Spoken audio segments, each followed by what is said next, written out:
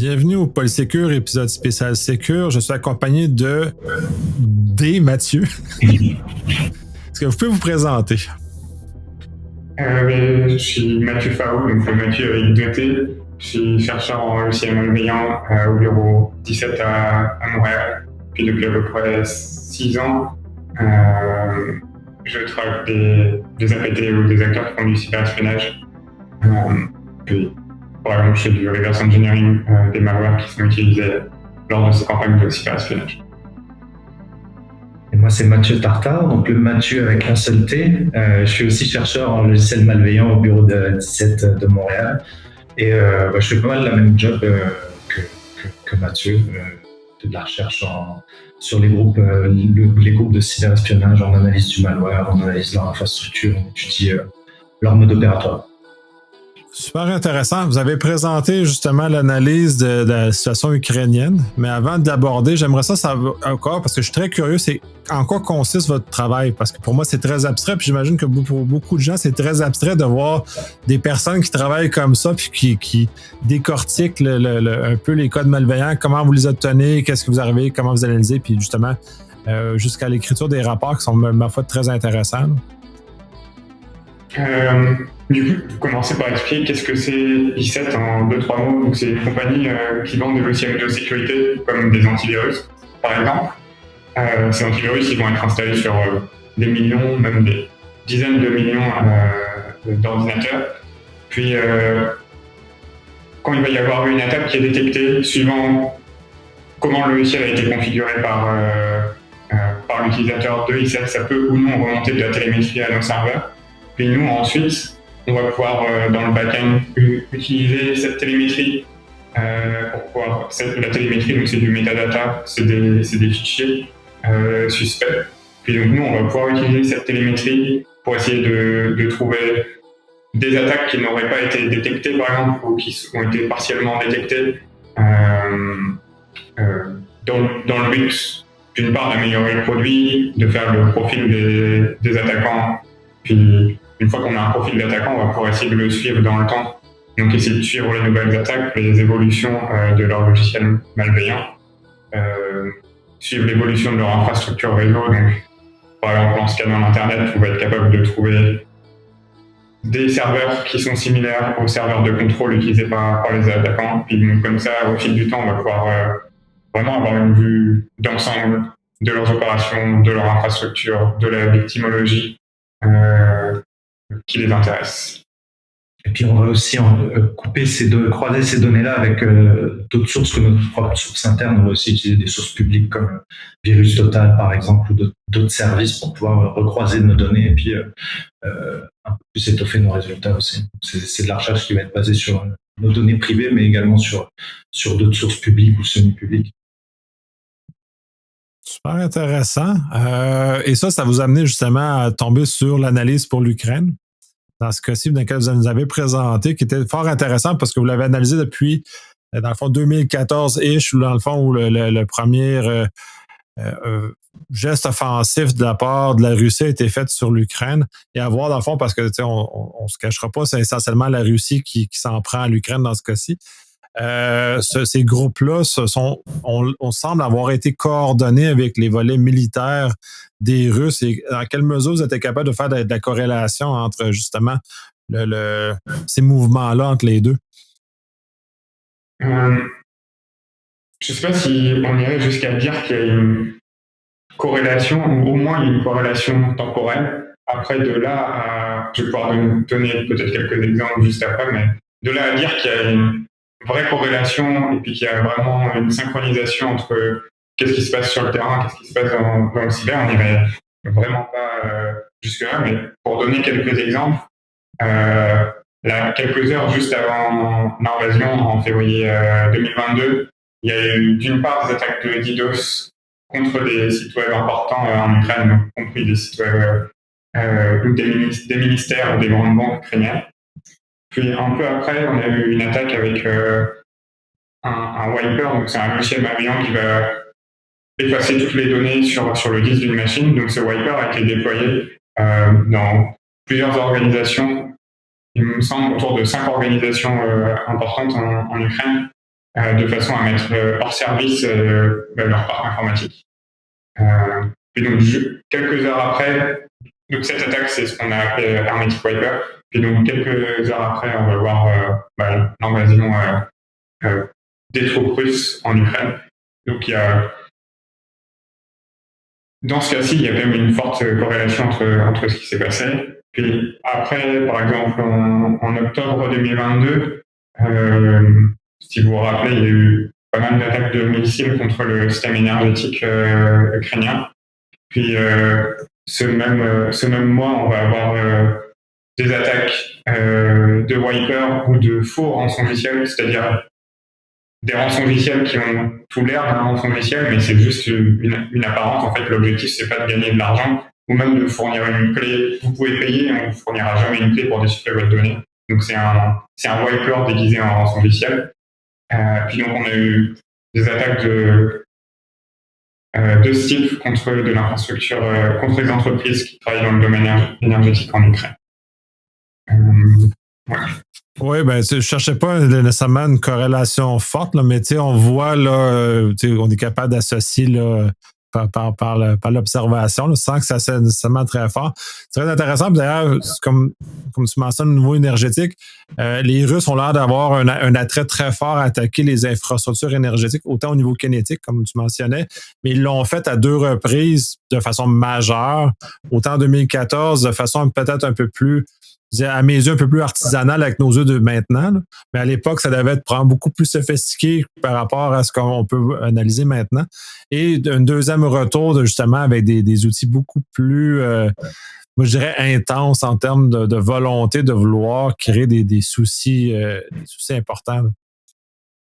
Oui, on a quand même vu l'évolution que tu parlais de Black Energy en 2015, ouais, qui est une backdoor qui sert principalement à faire de l'espionnage habituellement et qui a servi à prendre le contrôle d'ordinateurs qui servaient à contrôler le réseau énergétique.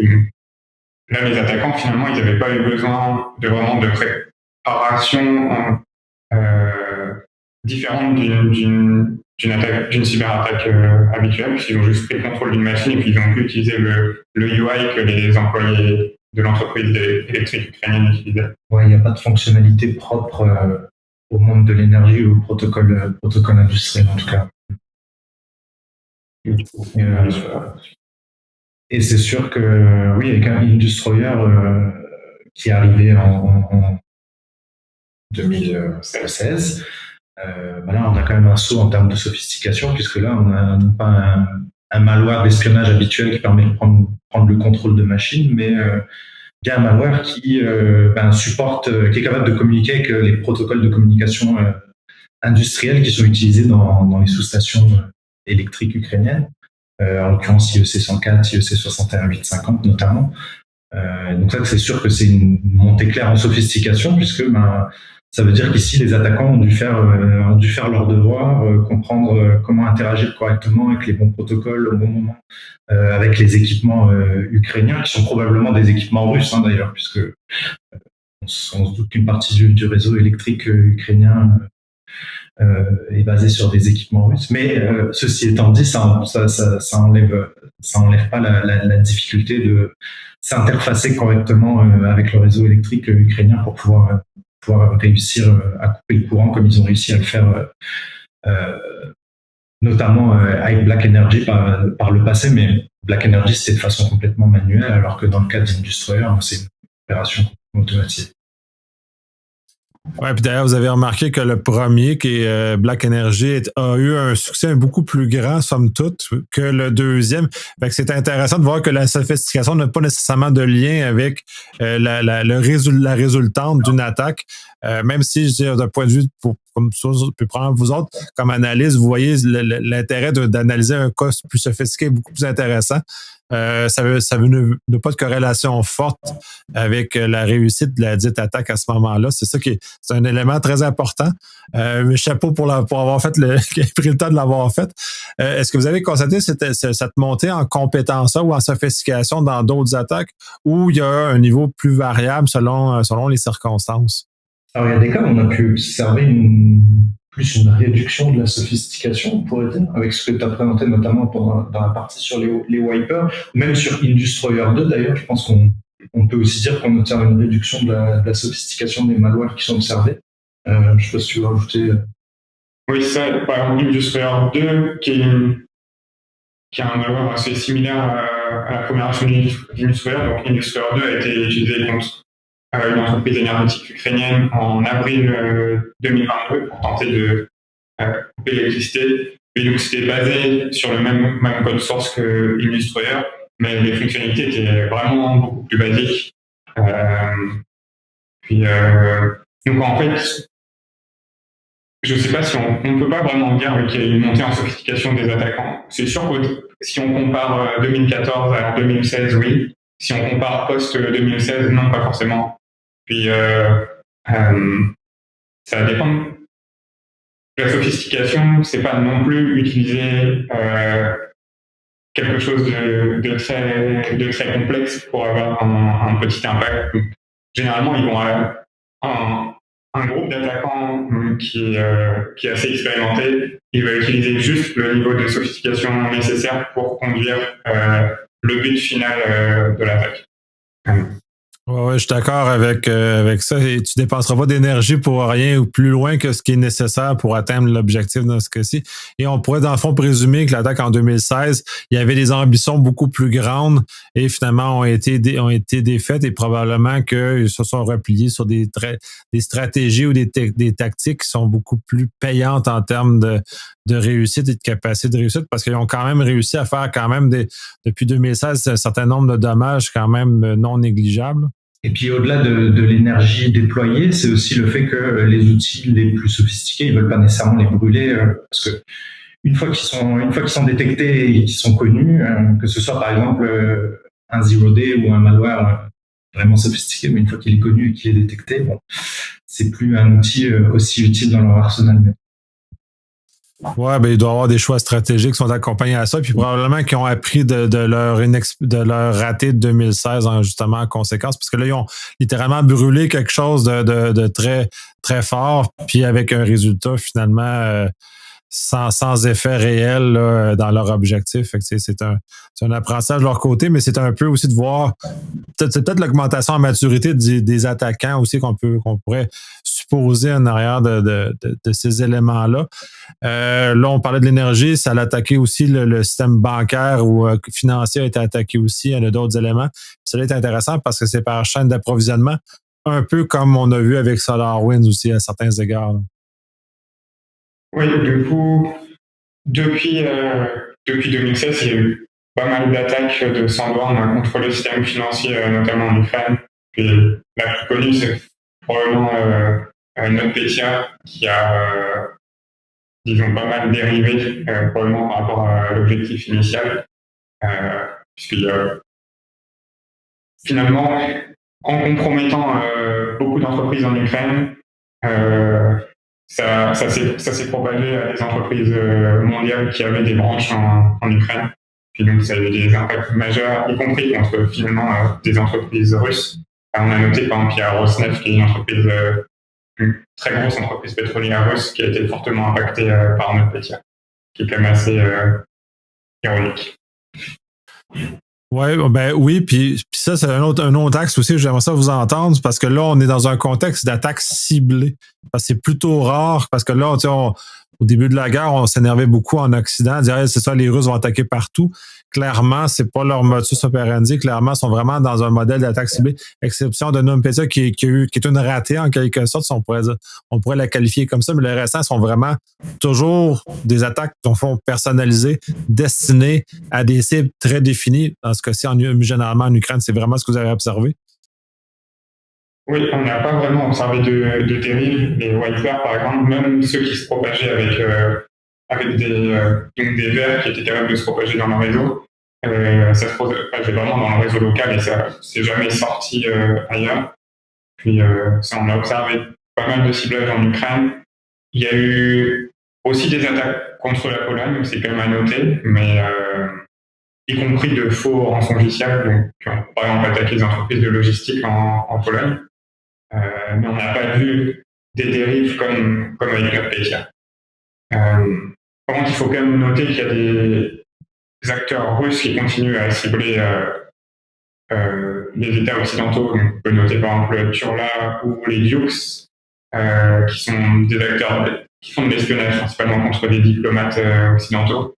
Puis ils n'ont pas changé leurs habitudes et ils ont continué. Ils n'ont pas vraiment ciblé l'Ukraine depuis le début de la guerre et ils ont continué leur activité habituelle à cibler les diplomates occidentaux.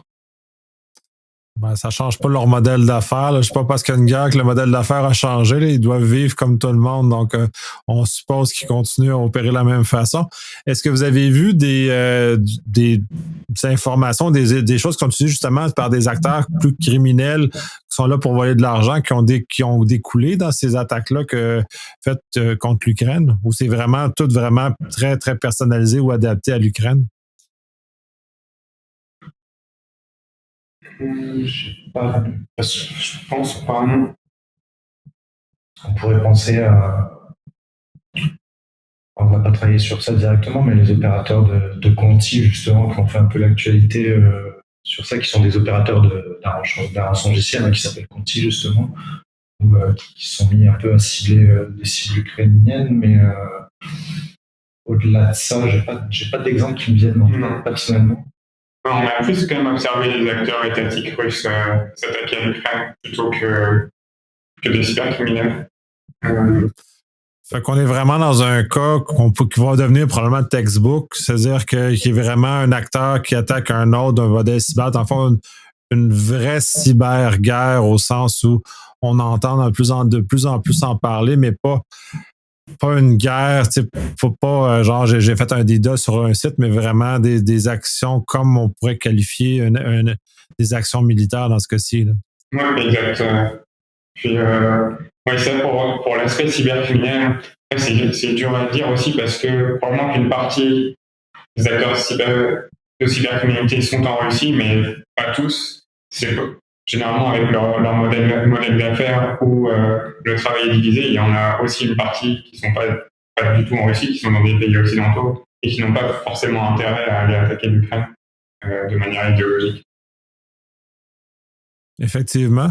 Ça me fait le tour de pas mal les questions que j'avais par rapport à votre présentation que j'ai trouvé très intéressante. Est-ce qu'il y a des sujets que j'ai pas couverts que vous aimeriez peut-être approfondir ou mettre en lumière?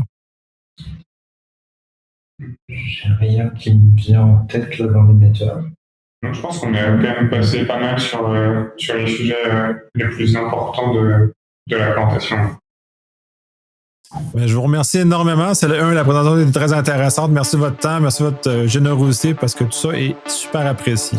Avec grand plaisir. Merci pour l'invitation. Merci pour l'invitation.